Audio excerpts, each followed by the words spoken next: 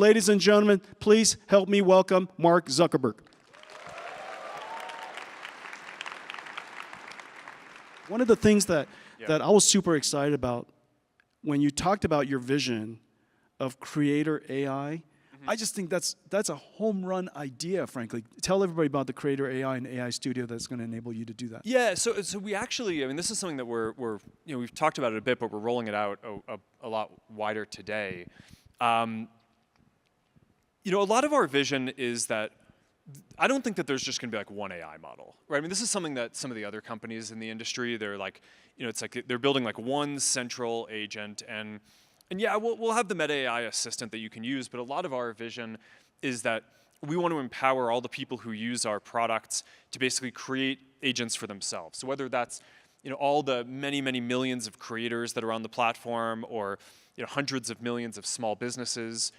We eventually want to just be able to pull in all your content and very quickly stand up a business agent and be able to interact with your customers and do sales and customer support and all that. So the one that we're just starting to roll out more now is we call it AI Studio, and it basically is a set of tools that eventually is going to make it so that every creator can build sort of an AI version of themselves as sort of an agent or an assistant that their community can interact with.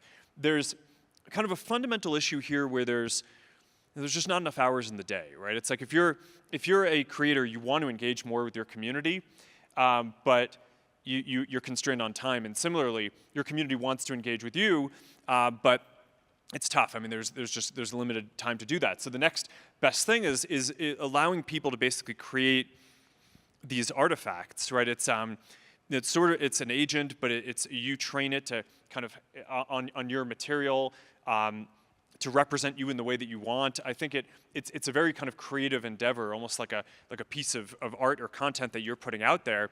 And it's going to be very clear that it's not engaging with the creator themselves, but I think it'll be another interesting way, just like how creators put out content on these social systems, to be able to have agents that do that.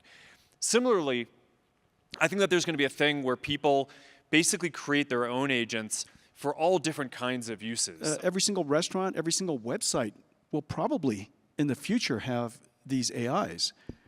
Yeah, I mean, I kind of think that in the future, just like every business has an email address and a website and a social media account, or several, I think in the future, every business is going to have an AI agent that interfaces with their customers. And some of these things I think have been pretty hard to do historically. Like, if you think about any company, it's like you probably have customer support as just a separate organization from sales.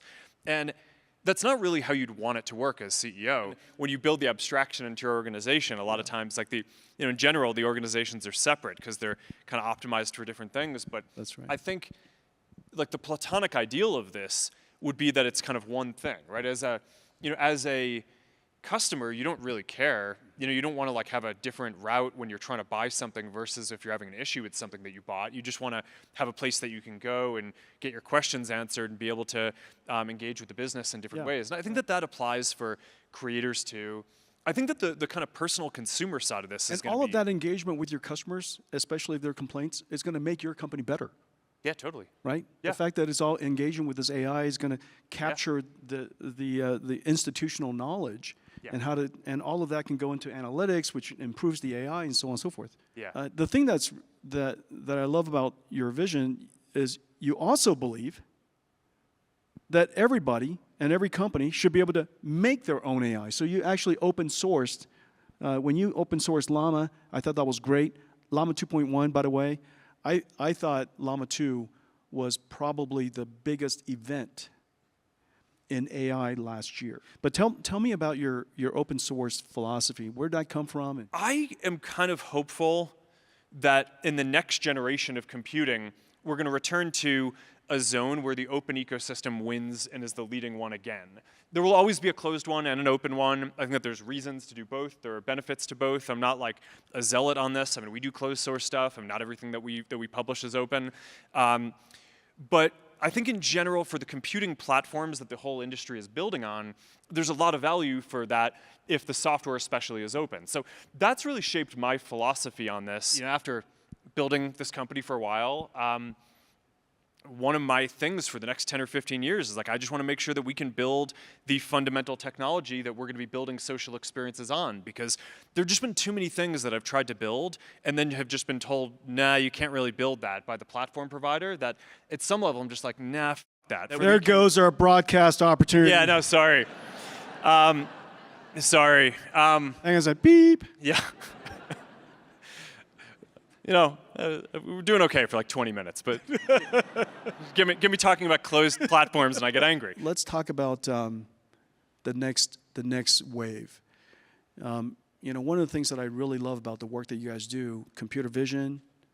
One of the models that we use a lot internally is segment everything. The segment anything model that you're talking about, we're actually presenting, I think, the next version of that here at SIGGRAPH, segment anything 2. And it now works, it's faster, it works with, oh, here we go. It works in video now as well.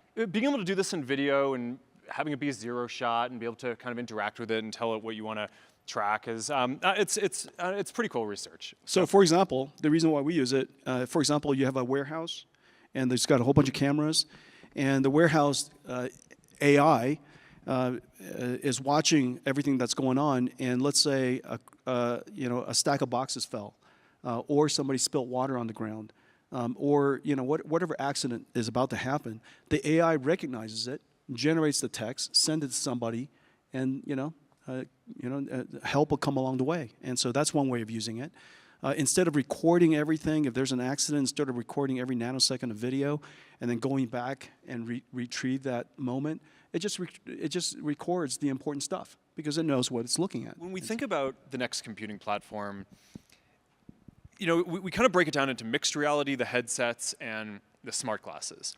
And the smart glasses, I think it's easier for people to wrap their head around that and wearing it, because it's, pretty much everyone who's wearing a pair of glasses today will that'll get upgraded to smart glasses, and that's like more than 1 billion people in the world, so that's going to be a pretty big thing.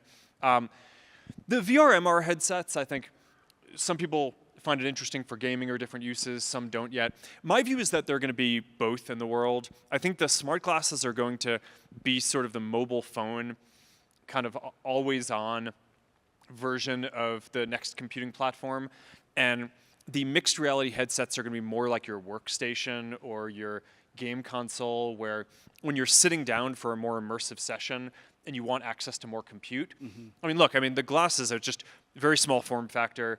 There are going to be a lot of constraints on that, just like you can't do the same level of computing on a phone. It came at exactly the time when all of these breakthroughs in generative AI happened. And it turned out that we have sort of really high quality AI now, and getting better at a really fast rate before you have holographic AR.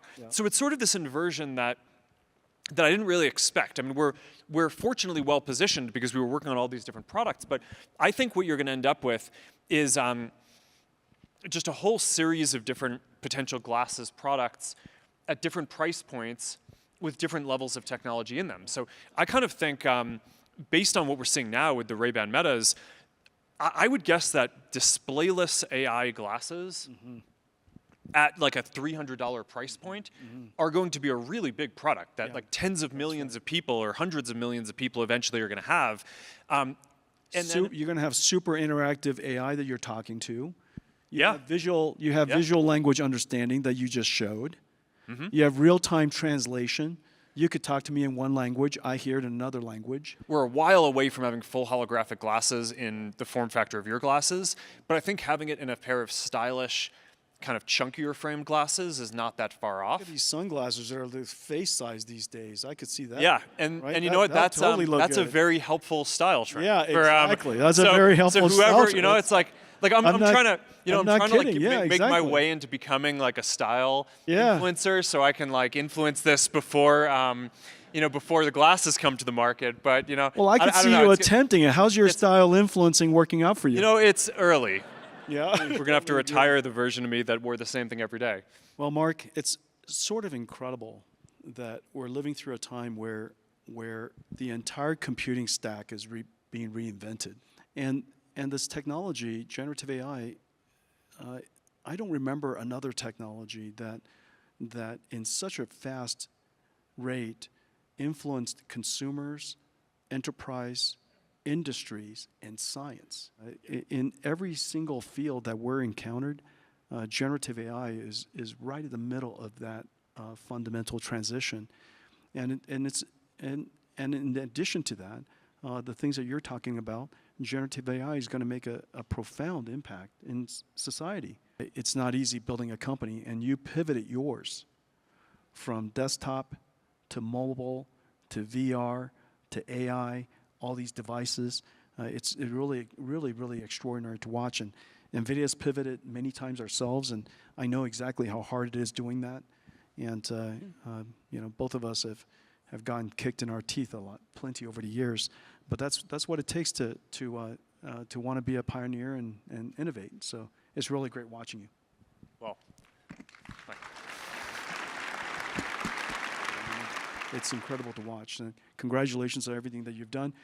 And you are quite the style icon now. Check out this guy. Huh? early stage, working on it. Working on it. It's Ladies and gentlemen, Mark Zuckerberg. Thank you.